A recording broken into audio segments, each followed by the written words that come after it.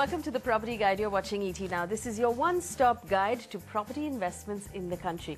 Now, we've been getting a lot of questions from young investors who write in saying they want to buy their first home purely as an investment. They need help choosing a city, a project, a developer, and finally a home. What we're going to do is we're going to devote this entire show to helping you do exactly that. So if you're a young investor, you want to buy a home, or you know of a young investor in your family who's going to buy a home, well, write down the advice you'll hear right now. And if you have any questions, of course you can reach us. Write us an email or reach out to me on Twitter. Joining me in the studio today, Mohammed Aslam is the National Director of Firm Management at JLL India. Jayashree Kurup is the Head of Content and Research at magicbricks.com. What I'm going to do is I'm going to start off by giving you an example of the investors who write into us. Varun, for example, 29-year-old working bachelor, he tells us. He's planning to invest in property purely for capital appreciation and rental returns, which means he's never going to live in that home. He has a budget of 40 to 50 lakh rupees. His preferred cities are NCR, Mumbai, Pune. Please tell me which city and which location I should invest in. So that's quite a wide range of having to choose between 3 cities, because if you know where you're going to live, then that brings it down. But as an investment, if I'm going to choose a city, how do I choose that city? Say, first of all, I would say that actually the distances are no more concerned the investors or the home buyer. They say that wherever they get a value for their money, they want to invest it there. And I think in his budget, we just saw he is 29 years old. And I would say, I would appreciate that at this age, he started thinking of buying a property which is 40 to 50 lakh, which was unheard of, let's say 10 years back. We was thinking about and you say 20 years back, our parents say, okay, if you have a one house, that's enough for us. But now this generation that we are in, that they are looking for to buy a house as soon as possible. And 40, 50 lakhs is no more a big budget for them, because we have so many options available. The city that they have chosen, definitely they can get it there. Also, the loan availability, the easiness of getting a loan to buy that house. So I'm sure this guy surely knows that if he's looking at 40 to 50 lakhs, so definitely he has to put in around 4 to 5 lakhs. Rest he can get a loan, or the maximum 10 lakhs. And the rest of the time he gets the loan from any region that he wants to buy it. So I think all these factors have made the decision of buying a house very easy for these guys. It's important for all of these investors and first-time buyers to ask, why am I buying a house at this point? Is it an investment? What do I want out of this investment? How long am I going to hold this investment for? What sort of returns I hope to get from it? Jayashree, could you give us a checklist that we should keep in mind when we are making our decision, saying, okay, this is why I'm buying this house? Faye, there are so many considerations, especially in cities that you're not familiar with. If you were buying in a city where you're residing, you know exactly which part of the city you want to stay in. It should be very close to where you work, or ease of access should be there, facilities should be there, and so on. Here is somebody who's saying, my benchmark is that I have 40 to 50 lakh. I want to make money out of the property market. Now, there are some pitfalls he needs to avoid. First of all, when you're buying within 40 to 50 lakh, you are buying on the suburbs periphery of cities. When you buy in the suburbs and the periphery, you have to make sure these are new growth corridors, emerging growth corridors, and the chances are that a lot of developers are building in these corridors, and there's going to be a lot of stock. Now, he has chosen a time frame, I think, of about 4 to 5 years. Now, within 4 to 5 years, if you want a rental return as well, which is what he has said, he has to enter the market not at launch, but a little later, maybe 6 months to a year before the property is delivered. If he does that, he is in the new growth corridors. He has the first mover advantage. These are places where rental demand may be high. You have to assess what the stock is. You have to assess what the rental demand is. And you also have to assess how long it will take for the leverage value to go up. In 5 years, if there is a lot of stock coming into the market, your leveraged value may not have risen as much as others, in other destinations, because you're going to be able to, you'll have to compete with other properties in the market. These are all considerations that investors should keep in mind before he buys in a new market. Well, Mohammed, let's talk about this. We do know that a lot of young people have a really short time horizon. Yeah. They think that, okay, I'm going to buy today, 2 years, 3 years down the line, I'll be able to flip it for twice as much perhaps. How important is it also for them to consider how much time it will take to get out of an investment in a particular city? Because buying it is one thing when you buy it directly from the builder, but selling it in the second sale market normally takes a lot longer. Are there different grades then for different cities? Will I be able to sell in one city faster than another? Definitely yes, that happens, because it all depends on what kind of economic drivers we are looking at that particular city. For example, if you are talking about cities like Pune, Bangalore, Chennai, where the IT is like thriving, and somebody who's buying there, he knows that definitely yes, 3 years down the line, I would be having some buyer who would be ready to buy your stock. So you have to keep in mind while buying that way. We always advise the real estate is not a short-term game. So if you want to be very sure about your returns, or very sure about your capital, so definitely you should look at 3 to 5 years horizon. See, this is not a stock market where you want to buy today and sell tomorrow. It is a property that you are buying, and definitely by holding it for a longer duration, you are actually getting a benefit of long-term capital gains. You're getting a high appreciation on your property, and definitely in 5 years, any property or any property market definitely rise to a level whereby you get a good returns on your investment. All right, you need to have a long-term horizon. Remember, we talked about how to choose a city if you're investing. Let's also talk about how to choose a location. Jayashree, if we were to narrow it down, assume we picked a city for an investment. How do we narrow it down to the location? Again, you talked about growth corridors, growth areas that, you know, where the infrastructure will come in the future, but that might be a little difficult for a young person to zero in on. Give us a checklist that we can use. Go to any corridor that has a strong economic driver. If you have an economic driver, and this is typical of, you know, places like Electronic City, Whitefield in Bangalore, Noida and Gurgaon in the Delhi NCR. These are all areas where there has been an economic driver, and therefore there is not only demand, there is also rental demand. So even while you're holding your property for the leverage value to go up, you're also getting some amount of returns, and there is no outflow from your side. A lot of people don't realize that when you actually buy a property, and when the property comes into the possession stage, it starts becoming a drain on your resources, because you're paying your property taxes, you're paying your municipal taxes, you're also paying your maintenance charges. So you should look at, as long as you hold the property, once it comes into possession, you must be able to lease it out, so that at least these charges are taken care of. If you don't make a big return, it's all right, but you should be able to at least not have an outflow. So this is a prime consideration. But economic drivers are a definite yes. You go for an area where a place that is livable. For instance, there are some growth corridors where you enter very early on in the cycle, but you'll find that in 3 years, you know, roughly about 36-40 months, your property is ready, but the place is not livable. So what happens is that your outflow begins, but you won't get a rental income, and therefore you will not be either able to stay yourself or give it out on rent. So go for an area where the potential of the off-site infrastructure coming up is as good as what is going to happen on-site. Then look for transport corridors. If there is no connectivity, despite the best infrastructure, best property, you may find that that area does not appreciate as much as other areas. So you must do your own research. Today, there are, you know, say one of the reasons why we got into property research was because a lot of people were asking these questions, and there was no benchmark values in terms of what are the values, prevailing values, what are the outflows, what are the rental returns, what is the demand, what is the supply, and all this we've put upfront on the website, because we feel that we are giving you the tools to make an informed decision. Don't just randomly go there because your neighbor's grandmother bought it there. That's not the way to buy a property. All right, so what we're going to do is, if you're looking to take a home loan, for example, we're going to give you a list of documents that you need when you're applying for a home loan, and trust me, it's a very, very tedious process. This list should help. Take a look. Before you apply for a home loan, it's best to get these documents together. Now, financial documents, 6 months bank statements and pay slips if you're salaried, your tax returns proof, and Form 16. Your KYC documents would be your proof of identity, address, and photo identification. And details of the property you want to buy, a copy of the sale agreement, a no objection certificate from the society, and a completion certificate.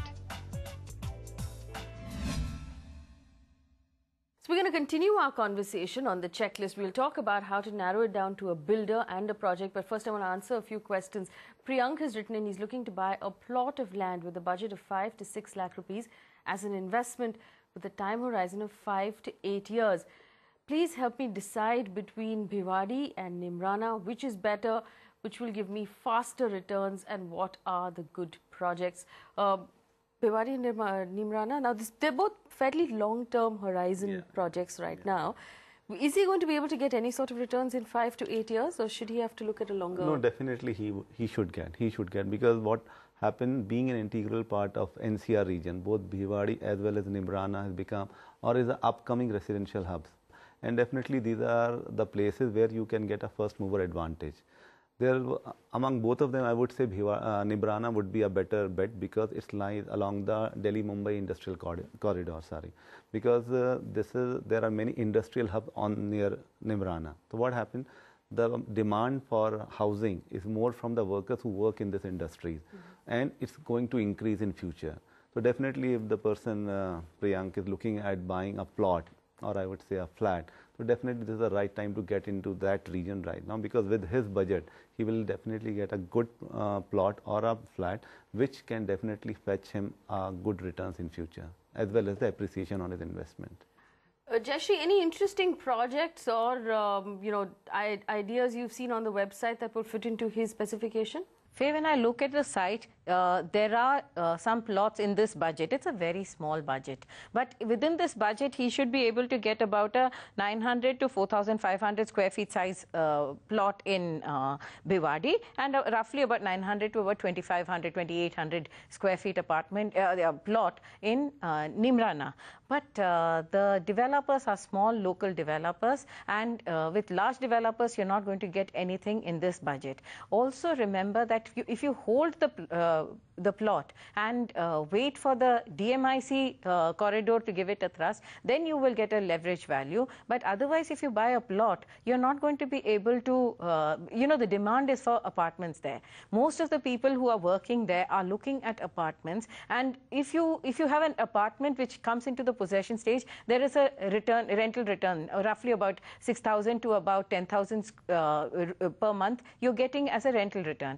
Otherwise, what happens is, in the case of a plot, you've paid your money, you're holding it, and you will have to wait till that market reaches a stage where plots start selling faster and plots start appreciating. That really comes when the economic driver comes, and that should be the DMIC. So, but if you want to buy a apartment in these areas, you need roughly upwards of 25 lakh, and that is probably why he's chosen a plot. But the plots are very small and very local developers who are selling it, so you have to ensure that the plot is you can safeguard the safety of the plot.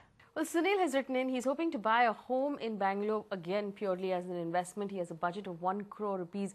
He wants to know, does it make sense to buy from a reputed builder, to buy in a location where there is a lot of supply of good investment projects? He also wants to know if the outer ring road from Koramangala to Hebbal is a good area to buy a project. From Koramangala to Hebbal is almost all of Bangalore, so he's obviously having trouble narrowing down on a location. If I were to ask you what the sharpest location is as an investment in Bangalore right now, what would you say?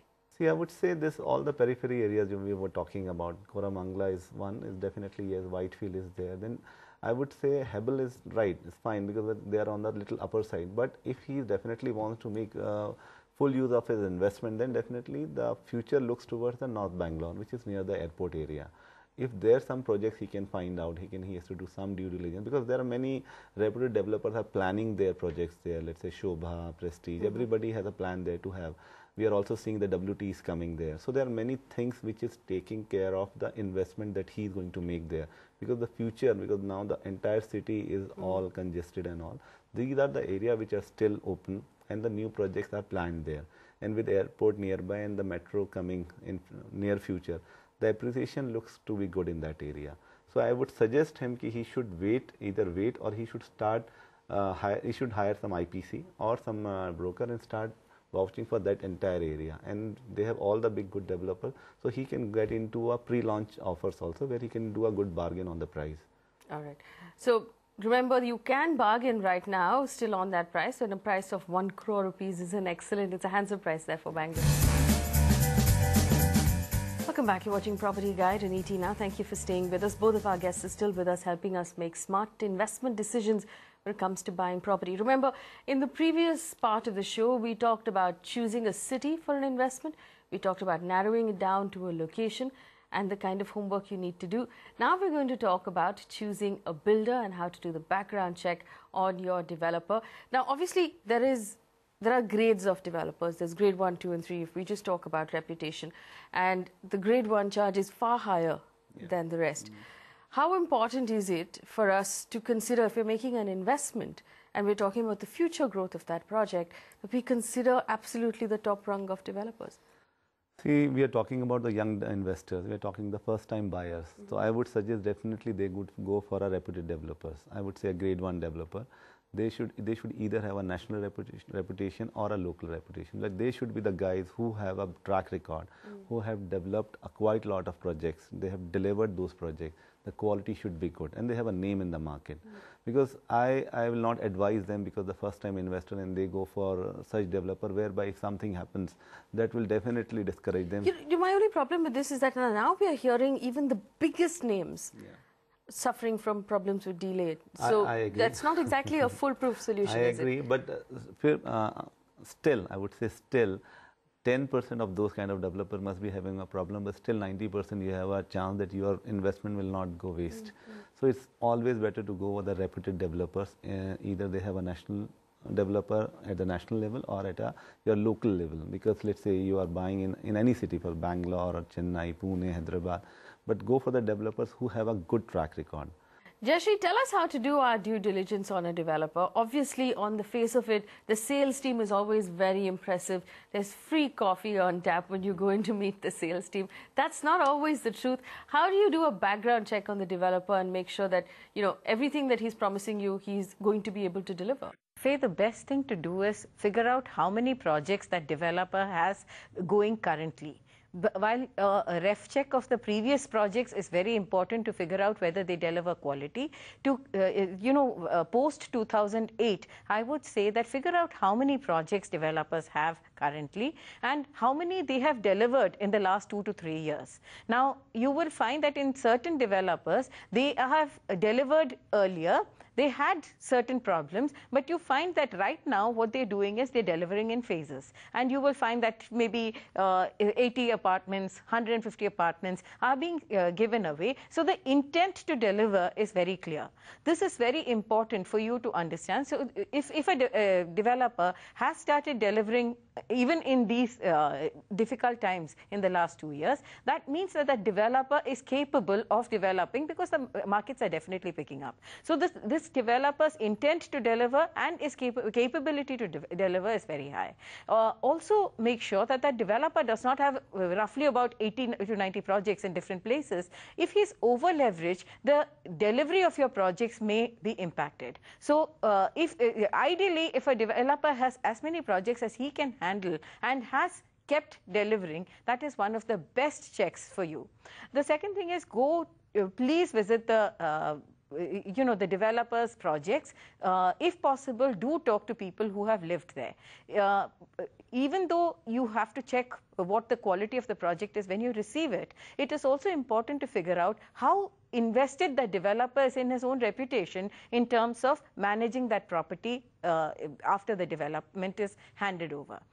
If the quality of the earlier projects is still good, that means that the developer is extremely concerned that the projects should look good, should behave well, and therefore the market appreciation of those projects is always ensured. These are two very basic guidelines, but I would go with this. Another thing is, a developer need not be a national developer to be good.